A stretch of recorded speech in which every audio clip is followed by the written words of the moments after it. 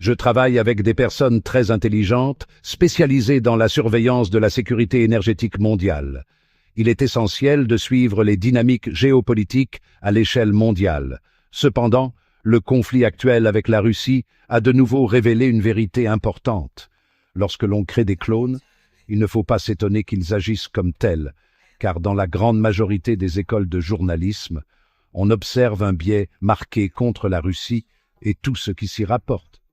Ce biais est si fort qu'il nous empêche de penser de manière rationnelle à son sujet. Nous avons tendance à réduire la Russie à des stéréotypes simplistes, comme les personnages de Boris et Natasha dans Bullwinkle ou les espions de Mad Magazine. Les Américains croient sincèrement que c'est ainsi que les choses se passent. Bonjour à tous et à toutes. Aujourd'hui, nous vous présentons une mise à jour importante sur le conflit entre la Russie et l'Ukraine. Plusieurs développements récents ont changé la dynamique du champ de bataille. Soyez prêts, car des évolutions majeures se produisent sur le terrain concernant les mouvements de troupes. L'implication internationale évolue également, et un nouveau coup stratégique se dessine à Zaporijjia. Comme l'a récemment souligné l'inspecteur Scott Ritter, ces événements représentent un tournant dans le conflit en cours. Examinons de plus près la situation. Dans le sud de l'Ukraine, la situation s'intensifie rapidement.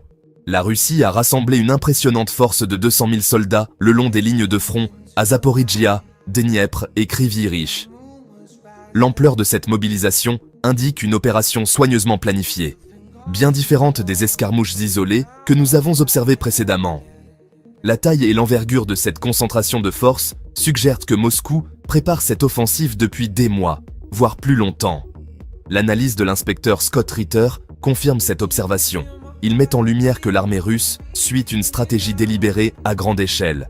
Celle-ci consiste à recentrer les opérations militaires vers le sud, dans le but de briser la résistance ukrainienne le long de la rivière Dniepr. Ce changement de focus pourrait avoir des implications significatives pour l'évolution du conflit. La Russie ne se limite pas à envoyer des soldats sur le front. Selon des rapports, elle a également préparé une logistique suffisante pour soutenir ses opérations pendant au moins 3 mois. Cela signifie que la Russie ne vise pas une victoire rapide, mais s'engage dans une campagne prolongée destinée à épuiser l'Ukraine par l'utilisation de ses troupes et de l'artillerie. Il s'agit d'une guerre d'usure, et Moscou parie sur l'épuisement des défenses ukrainiennes. Et ne vous y trompez pas, cette concentration de troupes n'est pas le résultat d'un coup de chance. Comme l'a noté le colonel Douglas Macgregor, les offensives ukrainiennes précédentes, Soumy et à Kharkiv, ont été déployées comme des manœuvres tactiques, détournant les forces ukrainiennes des lignes sud, plus vulnérables. Maintenant, avec des troupes ukrainiennes dispersées et des ressources déjà affaiblies, la Russie se trouve en position de frapper un coup décisif. Les Russes n'hésitent pas. Les bombardements se multiplient le long des lignes de front, les missiles guidés et les frappes d'artillerie ouvrant la voie aux troupes qui avancent. Des raids d'hélicoptères ont également été signalés, frappant avec précision des bastions ukrainiens. Cette force massive a pour objectif de dépasser la frontière de Zaporijjia et de sécuriser des positions stratégiques le long des rives occidentales de la rivière Dniepr. Si cela réussit, cela couperait les défenses sud de l'Ukraine en deux, les rendant presque impuissantes face aux offensives russes à venir. Avec cette nouvelle dynamique, la question n'est plus de savoir si la Russie frappera, mais jusqu'où elle ira. La concentration de forces à Zaporijjia pourrait bien marquer le début de la fin pour les défenses ukrainiennes dans cette région. Un autre développement inattendu a émergé. La Corée du Nord joue un rôle discret, mais de plus en plus critique dans le conflit. D'après l'agence de presse sud-coréenne Yonhap, la Corée du Nord a non seulement expédié des munitions, mais aussi des lignes de production complètes vers la Russie, assurant ainsi un approvisionnement régulier en obus d'artillerie et en munitions. Ce niveau de soutien illustre l'engagement de Pyongyang à renforcer la puissance militaire de la Russie. Par ailleurs, des rapports non confirmés suggèrent que jusqu'à 3000 soldats nord-coréens auraient déjà été déployés à Koursk, probablement en vue d'un déploiement ultérieur en Ukraine. Les États-Unis envisagent la possibilité que ces troupes soient déjà présentes sur le terrain, mais il n'est pas évident de savoir si elles participent activement au combat ou si elles se consacrent simplement à un soutien logistique. Et ce n'est pas tout. Certains analystes militaires anticipent le fait que la Corée du Nord pourrait augmenter son déploiement au fil du temps. Imaginez cela, ce qui débute par un soldat nord-coréen pour 6 Russes pourrait rapidement évoluer vers 1 pour 4. Si cette tendance se poursuit, nous pourrions observer l'arrivée de dizaines de milliers de soldats nord-coréens pour soutenir les unités russes sur le front ukrainien, ce qui modifierait considérablement l'équilibre des forces en présence. Ce partenariat entre la Russie et la Corée du Nord rappelle l'utilisation par l'OTAN de sous-traitants privés sur le champ de bataille.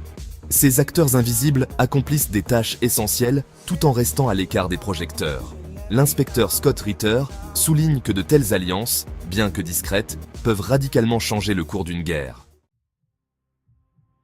Alors que l'élan russe s'accroît, la situation de l'Ukraine sur le champ de bataille devient de plus en plus précaire.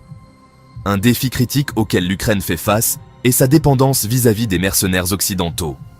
Ces individus, souvent présentés comme des sous-traitants privés, occupent en réalité des rôles clés dans les combats. Engagés par des gouvernements alliés à l'OTAN et des entreprises militaires privées, ces mercenaires renforcent les défenses ukrainiennes, mais uniquement lorsque les conditions leur sont favorables. Cependant, lorsque la situation se détériore, ces sous-traitants sont généralement les premiers à se retirer. Leur objectif principal est leur propre survie, et non la loyauté envers les commandants ukrainiens. Le colonel Douglas McGregor met en évidence que la priorité donnée aux mercenaires provoque des effondrements inattendus des défenses ukrainiennes, souvent au moment le plus critique. Lorsque ces mercenaires se retirent, les troupes ukrainiennes doivent pallier les manques, se retrouvant ainsi vulnérables aux offensives russes dévastatrices. À mesure que ces sous-traitants privés quittent le champ de bataille, les commandants ukrainiens se voient obligés d'agir avec des effectifs restreints. Ils doivent redéployer des troupes d'autres zones pour compenser, ce qui affaiblit souvent d'autres lignes défensives.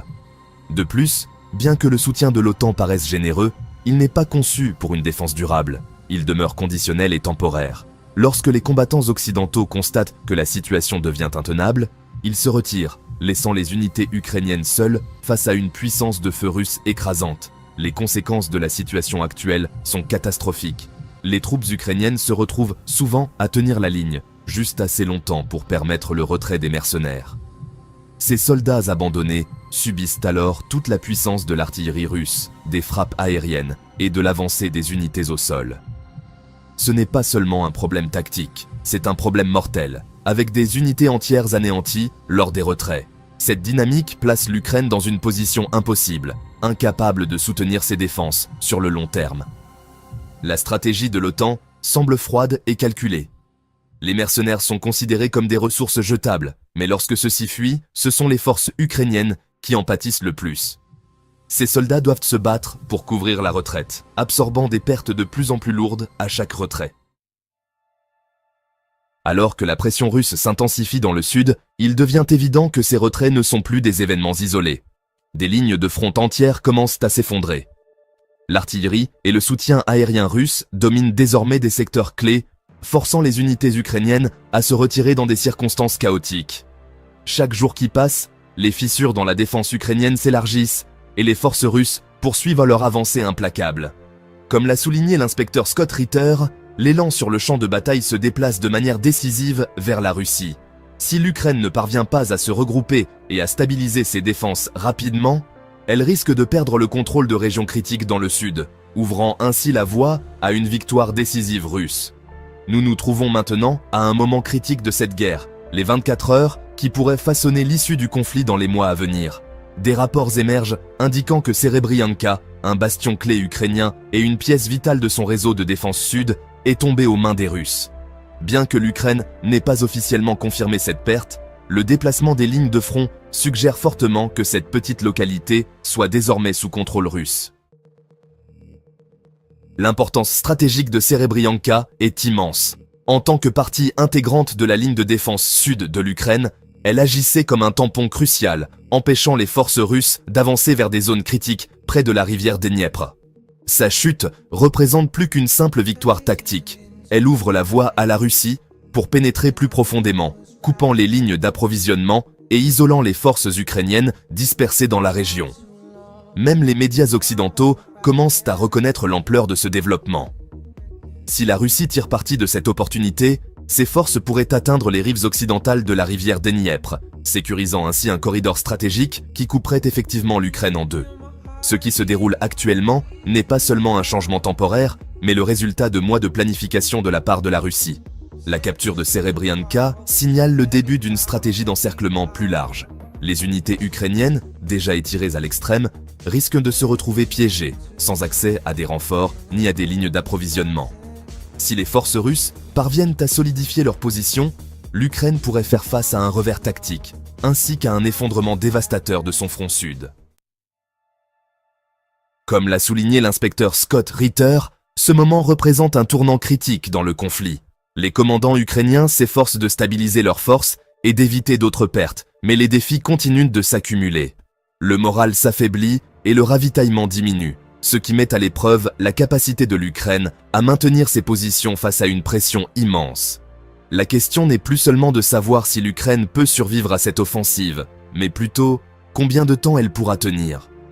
Alors que les forces russes avancent plus profondément sur le territoire ukrainien et que les défenses plient sous cette pression, les 48 prochaines heures pourraient déterminer le sort du front sud et potentiellement influencer l'ensemble du cours de la guerre. Nous en sommes donc là. La Russie exerce une pression intense sur Zaporijia, tandis que l'Ukraine se prépare à ce qui pourrait être un moment décisif. Avec des renforts arrivant de l'Est et des mercenaires en retraite, il devient de plus en plus évident que la Russie est déterminée à faire de cet hiver un tournant majeur. L'analyse de Scott Ritter souligne que la patience stratégique de la Russie commence à porter ses fruits. Les jours à venir décideront si l'Ukraine peut résister à la tempête ou si elle est vouée à céder sous la pression. Le jeu est loin d'être terminé. Restez à l'écoute, car nous continuerons à couvrir cette bataille en cours, les tensions ne faisant que croître.